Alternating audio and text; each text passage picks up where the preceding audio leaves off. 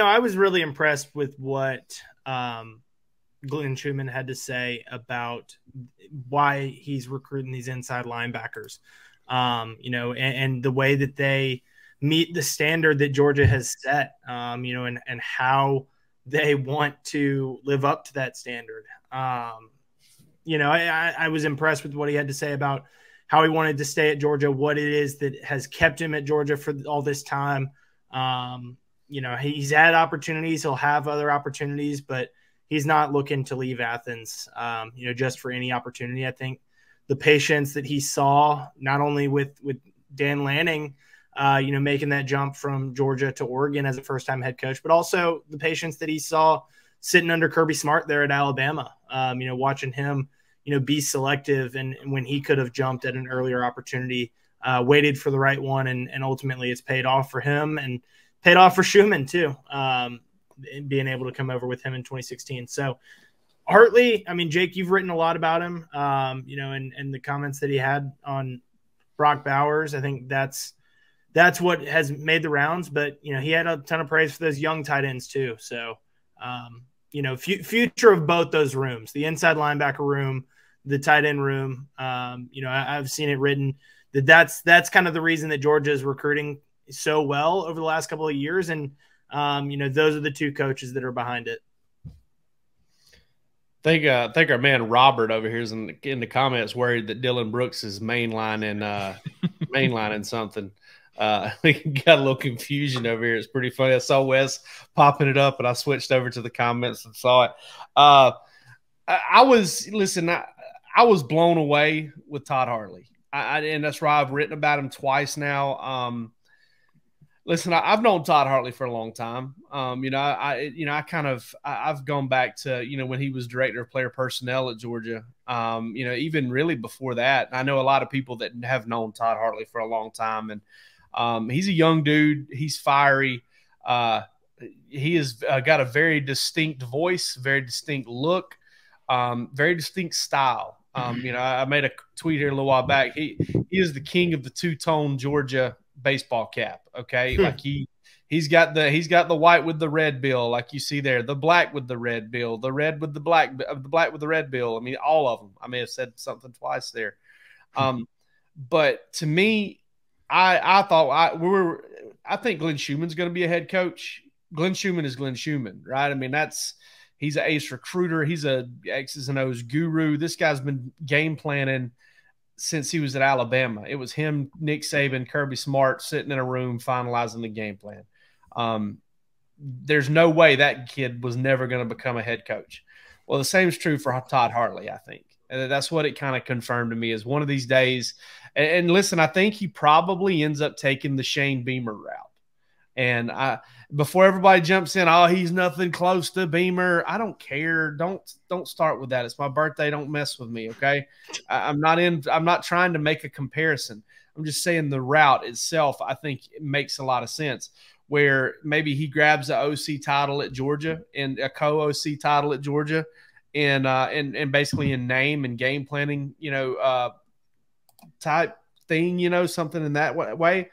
And then some team comes along and they hire him as a head coach because of his recruiting prowess, because of his energy, because of his association and what he's learned within the Georgia program. But I think that cat right there is going to be a head coach probably before, probably the next 6 to 7 years. And I think the same is true for Glenn Schumann. And Palmer, it stood out to me as well that, Glenn, I will say this, though. What Glenn Schumann had to say about grass is greener on the other side was not all too dissimilar from what we heard from Todd Monken at the end of last season. And Todd Monken ain't here no more. So he found some grass that was greener. Yeah, for sure. Todd Monken, we're talking about guys that are made up completely differently. Todd Monken, I believe, is a good 25 years older than Glenn Schumann. Does not like to recruit as much as Glenn Schumann. I think Schumann is probably, going to spend some time at Georgia. Somebody's going to come get him at some point, but I don't think he's in a big hurry. And he, listen, when you got a guy talking about how happy your family is, how excited they are to be where they are, that's something you can feel pretty good about. So Jake, on the topic of those two, Schumann and Hartley potentially being head coaches someday, Both of them were included in the extensions that were given yesterday. And I put it out on our board, over under 2.5 of the 5 coaches that were extended. Schumann and Hartley were through 2026 or through the 2025 season, June 30th, 2026. Del McGee, Stacey Searles, Chidera Uzo-Duribe through June 30th, 2025. Over under 2.5 of those coaches that make it through the extension that they received. Over. Just because to me, Hartley is that swing guy. If he could, I don't see Glenn Schumann being here for the 2026 football season. I think Hartley will be around because I think he's going to need a couple of years in that with that co-OC title. It's the tight end thing, you know. Not everybody's Dan Campbell. You got to kind of overcome that tight end deal because you're not a coordinator. Does he have special teams coordinator on his title as well? He does not. Okay. Well, yeah, I think he needs to add co-OC to his resume there for a little bit. And that's what I was pleasantly surprised to hear from him. Associate head coach is the other thing that's tagged on with him. Oh, okay. We normally get the coordinators, and then we see that Hartley's going to come up, and I was like, okay, he's getting a little bit of spotlight. Maybe Kirby wants to give him some reps. Maybe he's indicated he wants some of that. Well, and look, I wasn't upset by it. You know, like people have said in our comments, and like Jake said, I was very impressed with the way that Hartley handled it. You know, I spoke with him one-on-one at the, I guess the National Championship Media Day, and really enjoyed that conversation.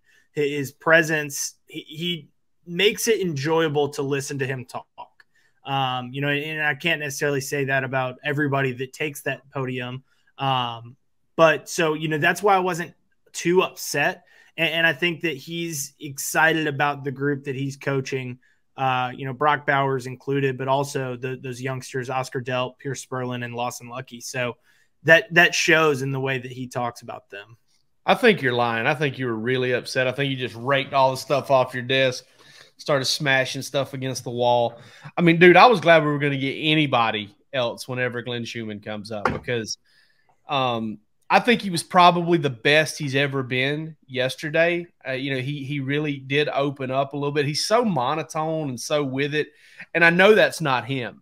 I know that's not him all the time. There's a little bit of Bill Belichick there in my man Glenn Schumann. Like he kind of dials it down for us and I think becomes like maybe a little bit intentionally bland for us. But I did think he had more to say yesterday. Dude, I remember that Chick-fil-A bowl time when he just sat down there and I was just like, I was there for 3 or 4 minutes and listen, he's phenomenal. He's one of the greatest coaches, one of the greatest assistant coaches I've ever covered, and I think has probably ever graced the field at Georgia. Glenn Schumann is amazing. Horrible interview. I could not wait to go talk to Will Muschamp after about 5 minutes with Glenn Schumann in Atlanta at the Westin Peachtree Plaza. And that's who we missed out on was not getting Muschamp. William Larry. William Larry. I was surprised that Schumann had a voice because I feel like normally when these coaches come up there, especially during fall camp, they're super raspy with a hoarse voice. I'm surprised he's still with us after wearing sweatsuits, no matter the temperature outside. I've adopted that this summer, man. I have. Partially half of it. I've started to wear hoodies outside, like when I do yard work and stuff, even then through the heat of the day. And man, I tell you what, it's something you can get used to, and it's almost like having your own mobile sweat lodge. Just makes me feel like I'm hungover all the time if I ever do that. I really liked what Hartley said about Brock Bowers. Obviously, the lightning rod quote, but I learned that it doesn't matter how good you are, freakishly athletic, no matter how talented you may be. Brock Bowers is just the most competitive guy playing for a really competitive head coach and a competitive position group coach too. But he gave us a little glimpse into how pissed off Brock Bowers gets. That's what he told us, because he just wants to practice the whole time. And Hartley's like, hey, man, I got to look at Oscar Delp. I got to look at Pierce Sperlin, Lawson Lucky. You got to back off, dude. Brock Bowers is to reps as Palmer Thombs is to creating content. Yeah. Like it's a Labrador Retriever and a tennis ball. It is. I mean, it's just the tail's always wagging. If you're not throwing it, there's a little bit of a whimper. There's a like he's just chomping at the bit at all times.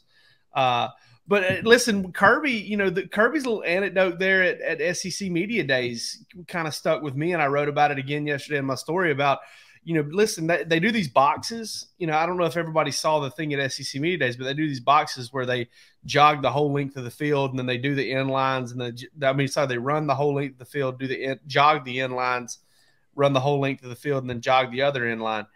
And the 4 tight ends teamed up to run each leg of that box.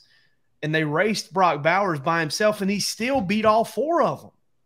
Like, that's just outrageous, man. I mean, listen, he's an alien. We've said it over and over again. Everybody knows I got a massive crush on the kid in terms of, him as a football player. Like, I love Brock Bowers, the football player, and the legend just keeps growing. I mean, you got Tate Ratledge and who was it, Zion Logue, or was it, I don't know what, Players Lounge or whatever it was that they were on, or Real Talk or whatever they call that podcast. I'm sorry, guys. I'm not trying to disrespect it. But, whoever was on there, they were like, man, if you don't like Brock Bowers, there's something wrong with you. So not only is he likable, like not only is he extremely good, but he's also extremely hard worker. And you got Todd Hartley over here talking about him like, I wish he was my boy, I don't know what else you can do. Yeah, man. I just can't wait to see him again and see the whole tight end room, because he's just setting the tone for all of them.